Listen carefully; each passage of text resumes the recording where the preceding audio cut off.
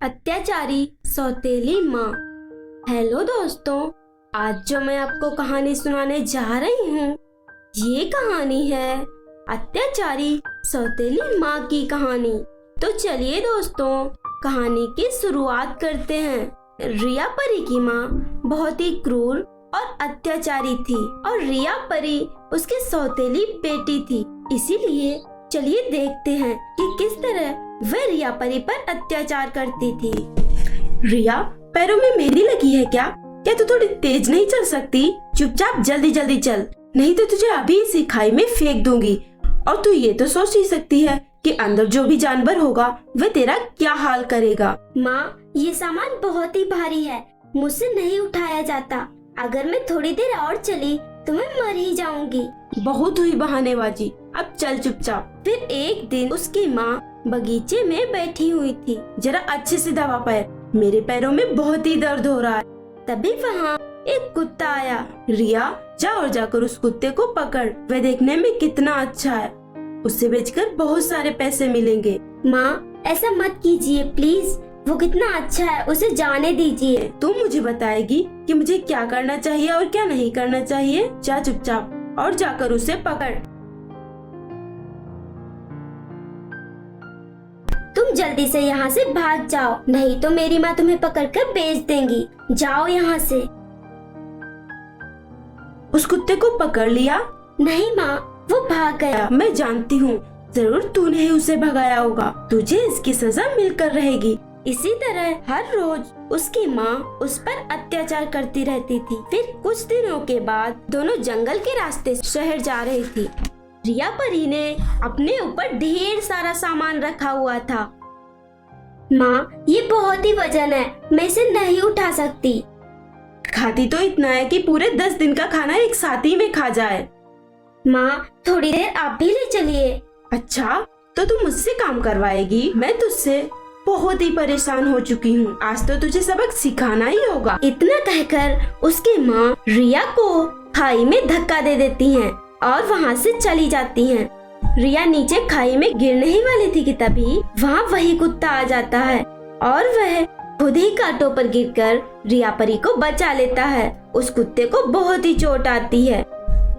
फिर रिया उसे किसी तरह बाहर निकाल कर लाई और दोनों जंगल में एक टूटी फूटी सी झोपड़ी में रहने लगे। कुछ दिनों बाद एक दिन उसकी माँ वहीं से होकर गुजर रही थी। तभी वहाँ एक सांप आ गया, वह उन्हें काटने ही वाला था। हे भगवान, कोई मुझे बचाओ। वह आवाज सुनकर रिया परी वहाँ आ जाती है और अपनी माँ को बचा लेती है। बेटी, मुझे माफ कर दो, मैंने हमेशा ही तुझ पर अत्याचार किए और तूने ही आज मुझे बचाया। मेरे साथ घर चल। रिया परी अपनी माँ को माफ कर देती है और उनके साथ अपने घर चली जाती है। अगर आपको ये कहानी अच्छी लगी हो तो हमारे वीडियो को लाइक करें और हमारे चैनल को सब्सक्राइब भी कर लें।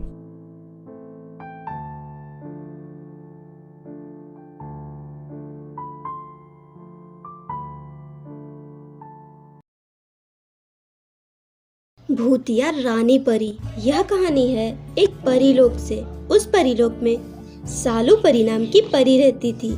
सालू परी 10 साल की थी और अपनी रानी माँ के साथ रहती थी। सालू परी को खूबसूरत दिखने का बहुत ही शौक था।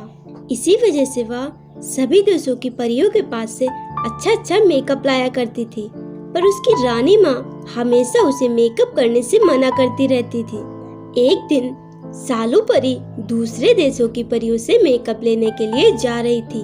तभी वहाँ उसकी दोस्त आ जाती है और कहती है, सालू परी, तुम दूसरे देश मेकअप लेने के लिए जा रही हो ना? मेरे लिए भी 2 बॉक्स ले आना। सालू परी बोली, नहीं नहीं, मैं नहीं ला सकती। वैसे भी मेरा मेकअप का सामान ही बहुत होगा, फिर मैं तुम्हारा कैसे ला सकती हूँ? अगर तुम मेरे साथ आना चाहती हो तो आ सकती हो। उसकी दोस्त बोली, ठीक है, अगर तुम नहीं लाना चाहती तो मैं भी तुम्हारे साथ चलूंगी। इसी तरह कुछ दिन बीत जाते हैं। एक दिन सालू परी मेकअप लेने के लिए जा रही थी। तभी उसकी रानी माँ वहाँ आई और बोली, कहाँ जा रही हो सालू परी? सालू परी बोली, रानी माँ, मैं मेकअप खरीदने के लिए जा रही हूँ। आपको पता है ना मुझे मेकअप कितना पसंद है, इसीलिए मैं मेकअप लेने के लिए जा रही हूँ। पर मैंने तुझे कितनी बार समझाया है कि मेकअप करना मुझे पसंद नहीं, फिर तू मेरी बात क्यों नहीं मानती? अरे माँ, आजकल तो मॉडर्न जमाना है और हर लड़की मेकअप करती है। मैं मेकअप नहीं लगाऊंगी तो सभी परियां मुझ पर हंसेंगी, और वैसे भी मेकअप तो आपको पसंद नहीं है पर मुझे तो है ना। अपनी माँ के काफी समझाने के बाद भी सालू परी नहीं मानती है और कहती है, अब तो मुझे लगता है कि आप मेरे मेकअप करने से जलती हैं, इसीलिए आपको मेरा मेकअप करना पसंद नहीं। मैं जा रही हूँ यहाँ से। फिर एक दिन रात में सालू परी टहल रही थी, तभी सालू परी को उसकी रानी माँ दिखाई देती हैं।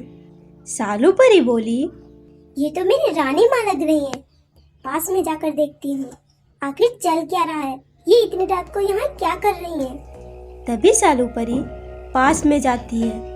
वह जो भी देखती है वह सब देखकर वह बहुत ही ज्यादा डर जाती है। उसने देखा कि उसकी माँ एक भूतिया माँ है। सालू परी डरते हुए कहती है, रानी माँ, आप यहाँ कैसे, और आप भूतिया क्यों लग रही हैं? आपको क्या हुआ है रानी माँ? भूतिया रानी माँ बोली, मैं तुझे खा जाऊंगी, तू नहीं बच सकती। तभी वहाँ सालू परी की एक दोस्त आ जाती है। सालू परी की दोस्त जैसे ही रानी माँ को देखती है तो वह बहुत ही डर जाती है और वहाँ से भागने लगती है। तभी भूतिया रानी माँ उसे अपने जादुई शक्ति से बेहोश कर देती हैं। सालू परी बोली, रानी माँ, मेरी दोस्त को ठीक कर दीजिए। रानी माँ, मैंने आपको बहुत ही बुरा भला कहा है, मुझे माफ कर दीजिए रानी माँ। भूतिया रानी माँ बोली, जिसे भी मेरे इस रूप के बारे में पता चल जाता है फिर मैं उसे नहीं छोड़ती हूँ, इसीलिए अब तुम दोनों नहीं बच सकती। मैं तुम दोनों को खा जाऊंगी। रानी माँ, हमें माफ कर दीजिए रानी माँ, आप तो मेरी रानी माँ हो, मुझे माफ कर दो। भूतिया रानी माँ को दोनों परियों पर दया आ जाती है और वह दोनों परियों को माफ कर देती हैं। अगर आपको ये कहानी अच्छी लगी हो तो हमारे वीडियो को लाइक करें और हमारे चैनल को सब्सक्राइब भी कर लें।